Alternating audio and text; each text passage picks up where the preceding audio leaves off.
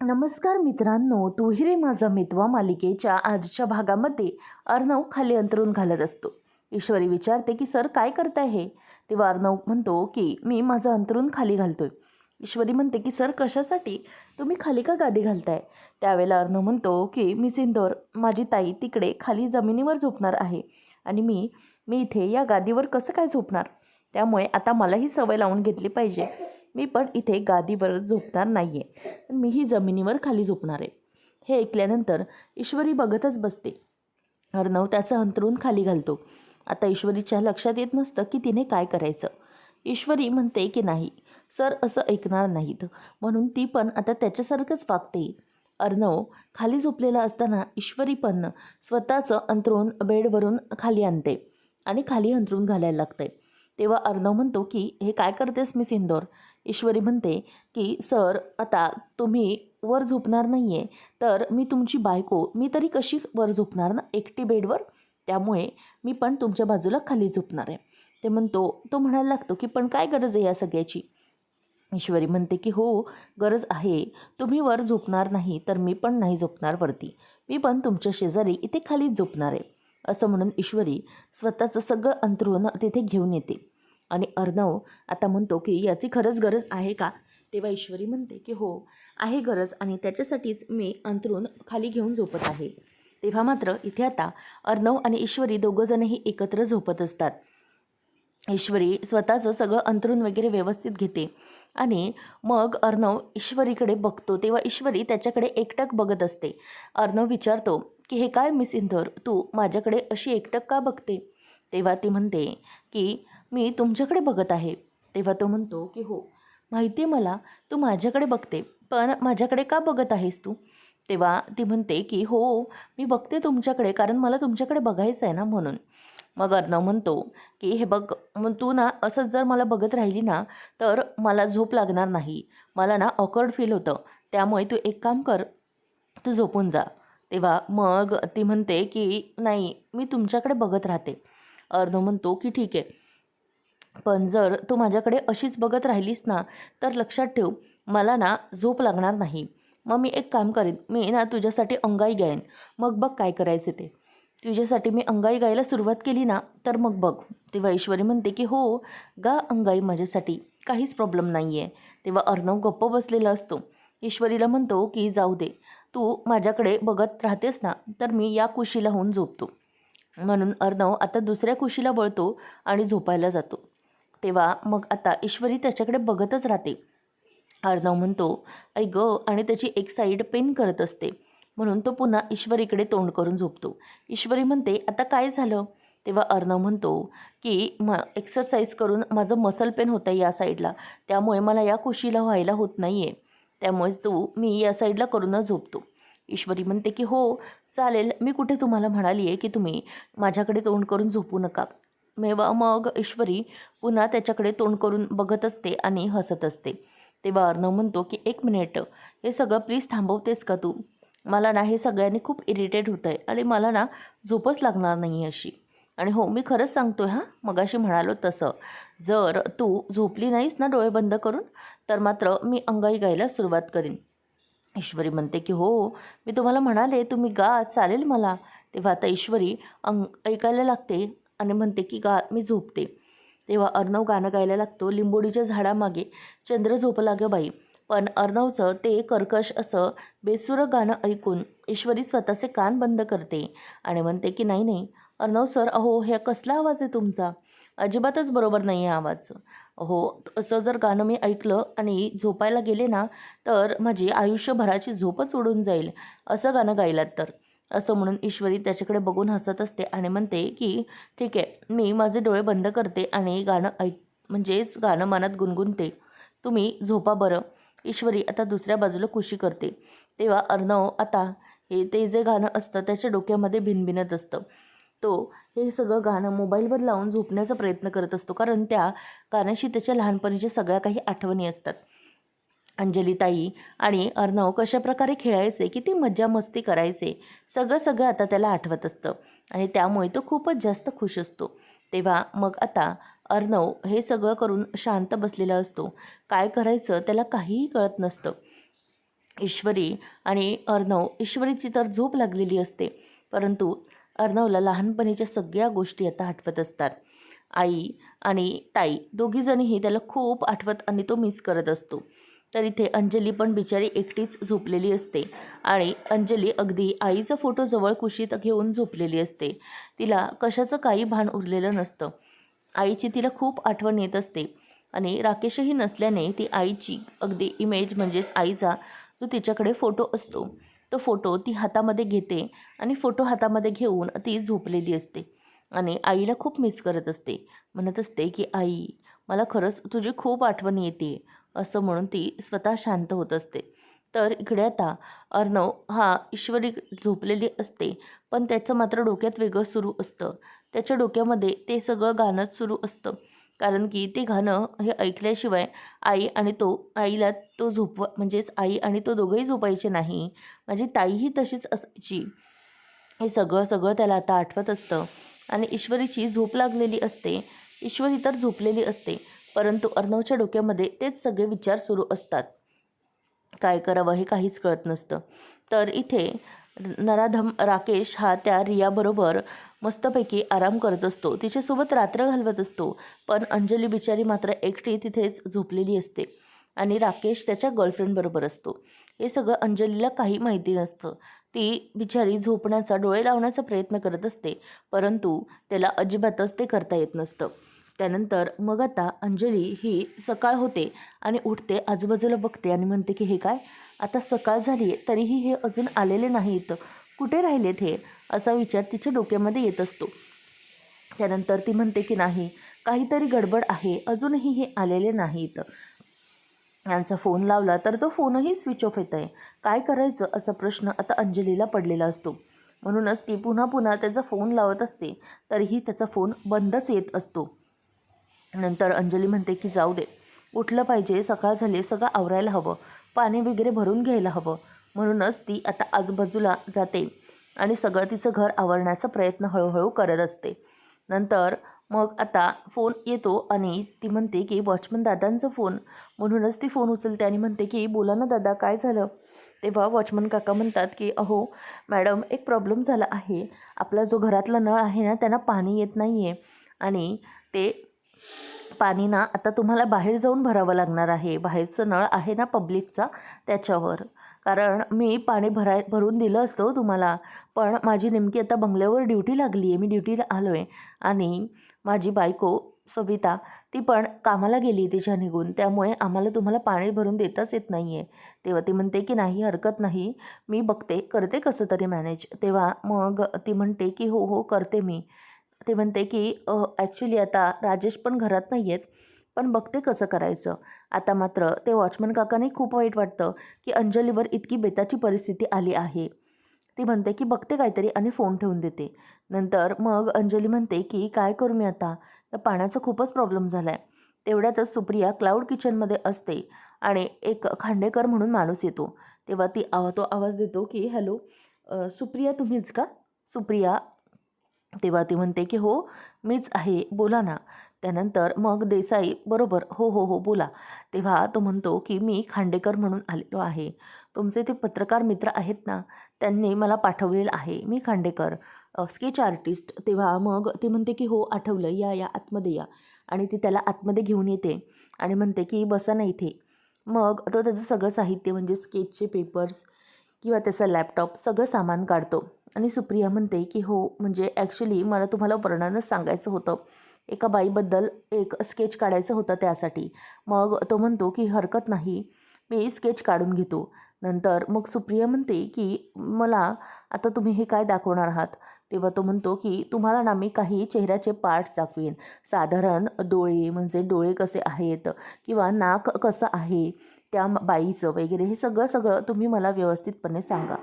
मग मी तुम्ही जे वर्णन सांगाल ना त्याप्रमाणे इथे स्केच काढेन. म्हणजे अगदी बरेच नाकाचे किंवा डोळ्याचे वगैरे इथे प्रकार आहेत, ते प्रकार तुम्ही बघा आणि सांगा, काहीच हरकत नाही. त्यानंतर मग आता वल्लरी म्हणत असते की ठीक आहे, तुम्ही मला दाखवा त्याप्रमाणे मी बघते.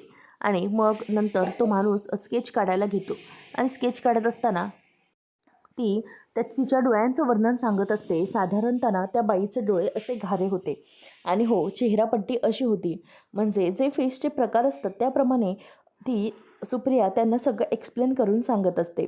आणि ते एक्सप्लेन करत असताना आता तो म्हणत असतो की बरं ठीक आहे, असं जे काही आहे ना ते सगळं मी तसं लिहून म्हणजे रेखाटून तुम्हाला दाखवतो. तेव्हा मग ती दाखवत असते आणि तो म्हणतो की बरं असंच होतं का साधारणतः सगळं. त्यावेळेला मग सुप्रिया बघते आणि म्हणते की हो, साधारण चेहरा असाच होता, पण थोडं थोडं वेगळं. मी तुम्हाला सगळं काही नीट सांगते. मग तो म्हणतो की साधारण चेहरापट्टी अशीच होती ना. मग तो पुन्हा सगळं काही तिला विचारायला लागतो आणि स्केच काढत असतो. आता मात्र त्याने पूर्ण ज्या आउटलाईन्स असतात त्या अगदी व्यवस्थितपणे रेखाटलेल्या असतात. त्यानंतर तो विचारतो की बघा असा होता का चेहरा. तेव्हा मग ती म्हणते की हो, परफेक्ट परफेक्ट हा असाच चेहरा होता त्या बाईचा. अगदी हुबेहूब काढले हो तुम्ही तर हे चित्र व्यवस्थित. मला अगदी परफेक्ट वाटला हा फोटो. तेव्हा खांडेकर म्हणतो की हो ना मॅम, हा बरोबर वाटला आहे ना. तेव्हा ती म्हणते की हो, अगदी परफेक्ट आहे, यात काही बदल नाही. बरं, हा जो फोटो आहे तो तुम्ही मला कधी द्याल. त्यावेळेला मग तो म्हणतो की हो, म्हणजे ह्याचं थोडंफार फायनल काम बाकी आहे. आता ईश्वरीच्या बाबतीत आई विचार करते की आता हा जो फोटो आहे ना, हा फोटो मला सगळ्यांना दाखवता येईल आणि मेन म्हणजे मला इशूला हा फोटो दाखवता येईल. म्हणजे कसं आहे ना, इशूकडून मी या सगळ्या गोष्टी अगदी व्यवस्थितपणे करून घेऊ शकते आणि जी बाई आहे तिला मला काही करून शोधायचंच आहे आणि मी तिला शोधणारच आहे. नंतर मग आता हे सगळं होत असताना सुप्रिया ही आईचा म्हणजेच नमूचा फोन येतो म्हणून बाजूला येते आणि म्हणते की काय गं, काय झालं नमू. तेव्हा नमू सांगते की आई, मी बाबांना घेऊन फिजिओथेरपीला जात आहे आणि घरी ना एक प्रॉब्लेम झाला आहे. ॲक्च्युली सिलेंडरवाले काका पण येणार आहेत. त्यामुळे तू एक काम कर, तू जरा लवकर घरी आलीस तर बरं होईल. तेव्हा मग ते त्या खांडेकरांना जाऊन सांगते की एक काम कराल का तुम्ही, म्हणजे माझं हे जे काही स्केच आहे ते मला कधीपर्यंत मिळेल. तो म्हणतो की मॅम, तासाभराचं साधारण काम बाकी आहे. त्यावेळेला मग आता ती म्हणायला लागते की बरं ठीक आहे, हे स्केच ना मी संध्याकाळी तुमच्याकडून कलेक्ट करते. त्यावेळेला तो म्हणतो की ठीक आहे. त्यानंतर ईश्वरी किचनमध्ये काम करत असते आणि सुप्रिया तिला कॉल करते. सुप्रियाला फोन केल्यानंतर ती स्पीकरवर फोन टाकते आणि म्हणते की आई बोल ना, काय झालं. तेव्हा ती म्हणते की इशू, अगं तुला एक सांगायचं होतं. अगं, मी ज्या बाईबद्दल सांगत असते ना, त्या बाईचं स्केच काढण्यासाठी एक माणूस आलेला आहे आणि त्या बाईचं स्केच ना अगदी हुबेहूब काढलं आहे. म्हणजे आपल्याला ना त्या बाईला ओळखायला अगदी सोपं जाईल असं. तेवढ्यातच तिथून वल्लरी आलेली असते आणि त्यांचं सगळं जे बोलणं असतं ते बोलणं वल्लरी आता ऐकते आणि तिला धक्का बसतो. तेव्हा मग सुप्रिया म्हणते की काय तू, म्हणजे सुप्रिया म्हणते की हो अगं, तिचं सगळं काही स्केच वगैरे काढलेलं आहे आणि लवकरच फायनल रिझल्ट मिळेल आपल्याला. मग हे ऐकल्यानंतर ईश्वरी म्हणते की आई, खरंच ही खूप आनंदाची गोष्ट आहे. म्हणजे ज्या बाईमुळे तुला इतका त्रास झाला आहे ना, फायनली ती बाई आता सापडली जाणार. तेव्हा मग ईश्वरी म्हणते की हो आई, मग तो स्केच घेऊन कधी येतेस तू. तेव्हा सुप्रिया म्हणते की स्केच तर झाले, पण ना एक प्रॉब्लेम आहे. ॲक्च्युली ते स्केच ना मीच आणलं असतं, पण त्याचं झालं आहे काय की मला अर्जंटली जरा घरी जायला निघायचं आहे, कारण की घरी सिलेंडरवाला येणार आहे आणि मला हे स्केच होईपर्यंत थांबता येत नाही आहे. मग ईश्वरी म्हणते की हो आई, हरकत नाही, कुठे आहे ते दुकान. तेव्हा ईश्वरीला ती विचारते की तू जाशील का गं आणायला. ईश्वरी म्हणते की हो चालेल, जाईन ना. मग लगेचच सुप्रिया हे सगळं बोलत असताना वल्लरी ऐकत असते. ईश्वरी म्हणते की खरंच बरं झालं, हे असं तिचं सगळं रूप तरी आपल्यासमोर येईल. म्हणजे ही नक्की कोण आहे आणि तुला त्रास का देत होती हे सगळं समोर येईल. तर मग आई म्हणते की बरं एक काम कर, तू हा पत्ता बघ की हा कला केंद्र म्हणून दुकान आहे अंधेरी ईस्टला, सारंग मूर्तीवाल्याच्या बाजूला कला केंद्र, लक्षात ठेव.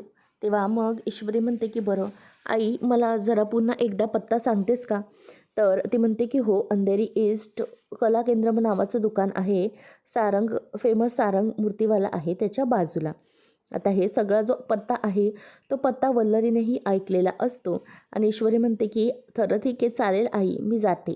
नंतर मग वल्लरी म्हणते की ईश्वरीने स्केच आणायच्या आधी मलाच इथून निघालं पाहिजे. त्यानंतर मग आता इथे अंजली तिच्या घरी पाणी नसतं म्हणूनच ती पाणी भरण्यासाठी लाईनमध्ये आलेली असते. तेव्हा त्या लाईनमधल्या ज्या बायका असतात त्यांची एकमेकांशी भांडणं होत असतात, नळावरची भांडणं. तेव्हा अंजली ही लाईनमध्येच उभी असते. एक बाई तिला विचारते की काय गं, तू पाणी भरायला आली आहेस आणि असं वाटतंय की तुझे दिवस पण भरत आले आहेत, म्हणजे तुझी लवकरच डिलिव्हरी होणार असं वाटतंय आणि तू पाणी भरायला का आली? तेव्हा मग ती गप्प बसलेली असते. तर तेवढ्यातच वॉचमन काका येतात आणि म्हणतात की एक मिनिट सर मॅडम, मला ना जरा काहीतरी सांगायचं आहे. मग अर्णव म्हणतो की येस बोला, काय झालं? तेव्हा तो म्हणतो की ॲक्च्युली आम्ही राहतो ना त्या चाळीमध्ये पाणी आलेलं नाही आहे, त्यामुळे बाहेरच्या नळातून पाणी भरायला लागणार आहे. आणि अंजलीताई त्यांचं पण खूपच वाईट अवस्था आहे, त्यांना पाणी भरायला जावं लागेल. तेव्हा मग अर्णव म्हणतो की तो राकेश कुठे आहे? तेव्हा लगेचच वॉचमन म्हणतो की मी पण तेच विचारले, परंतु घरात तो नाही आहे, म्हणजे ते कुठेतरी बाहेर गेलेत. तेव्हा अर्णव म्हणतो की वॉट, एवढ्या सकाळी सकाळी हा माणूस कुठे गेला बाहेर? तेव्हा मग लगेचच तो म्हणतो की साहेब, मी पण इथे ड्युटीवर आलो आणि माझी बायको पण कामाला गेली, त्यामुळे आम्हा दोघांनाही मदत नाही करता येते.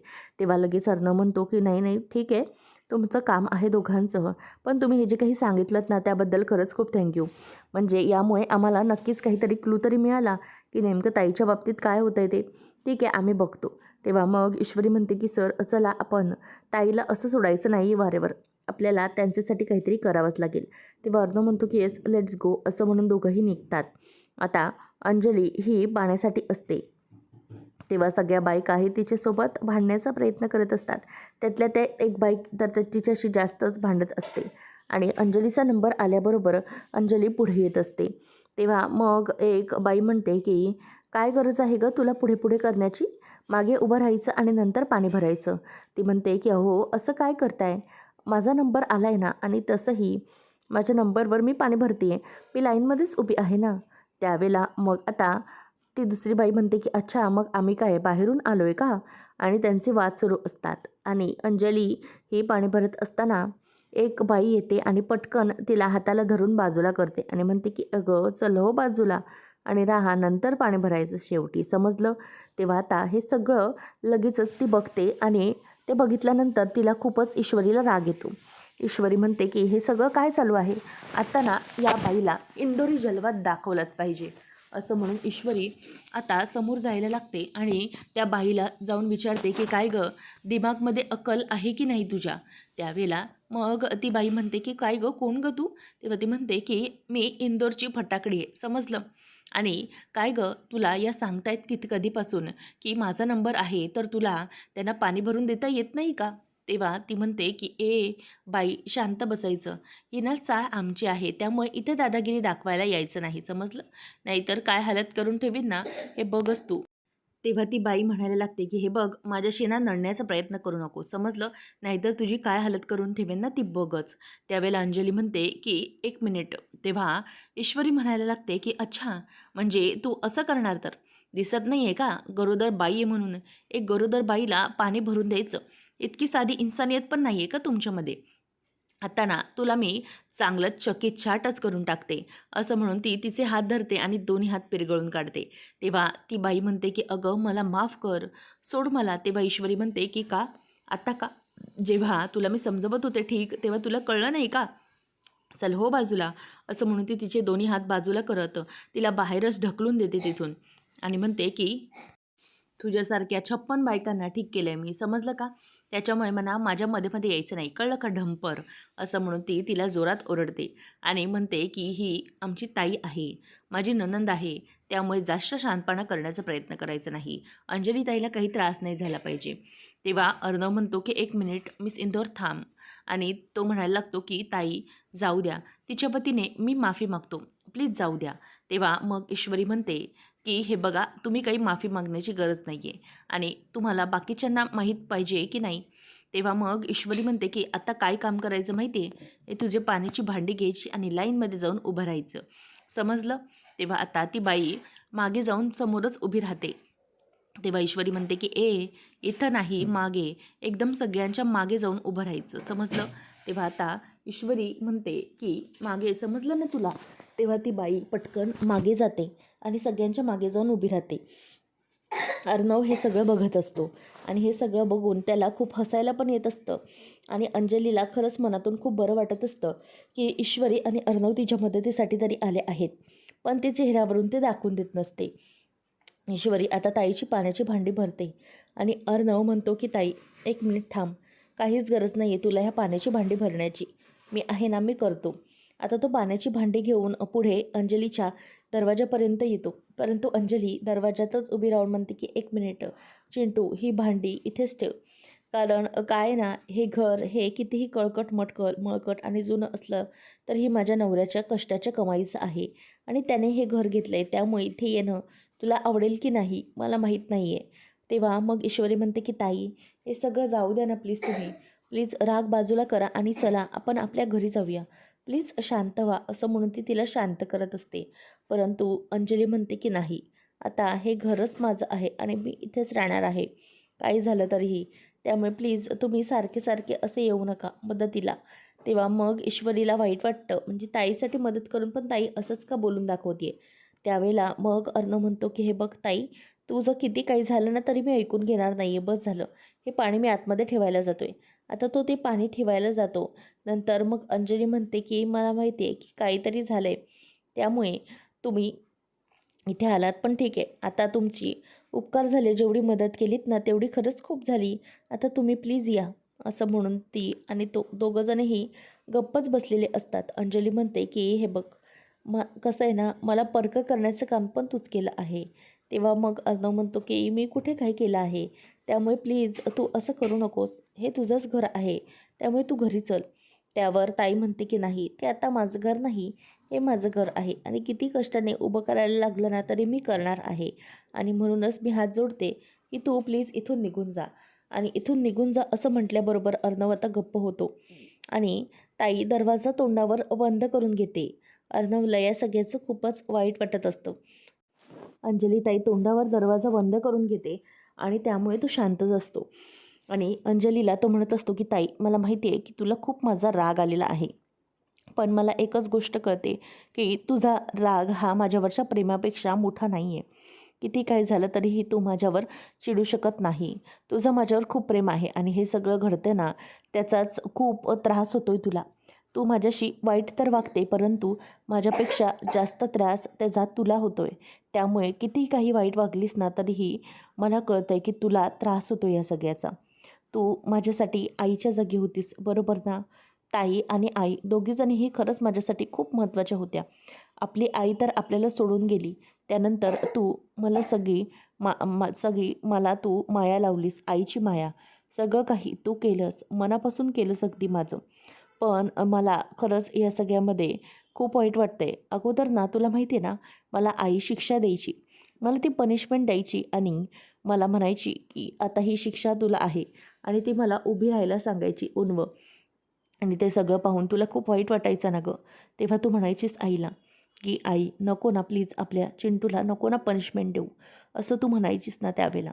मग आता मला असंच वाटतंय की माझ्या आईने मला म्हणजे पनिशमेंट द्यावी आणि ताईने सावरून घ्यावं. पण आता आपल्या लकने आपली आई आपल्यासोबत नाही आहे. त्यानंतर मग आता अर्णव म्हणतो की आता मी स्वतःला पनिशमेंट करून घेणार आहे. त्यावेळेला मला आई पनिशमेंट द्यायची ना, तुला त्रास दिला की, पण आता मी तुला खूप मोठा त्रास दिला आहे ना, तुला असं वाटतं की तुझा मी हक्क हिरावून घेतला आहे, पण असं आता नाही होणार. त्यामुळे मी स्वतःला आता पनिशमेंट करून घेणार. हे ऐकल्यावर तिथे ताईला खूपच आतमध्ये वाईट वाटू लागतं.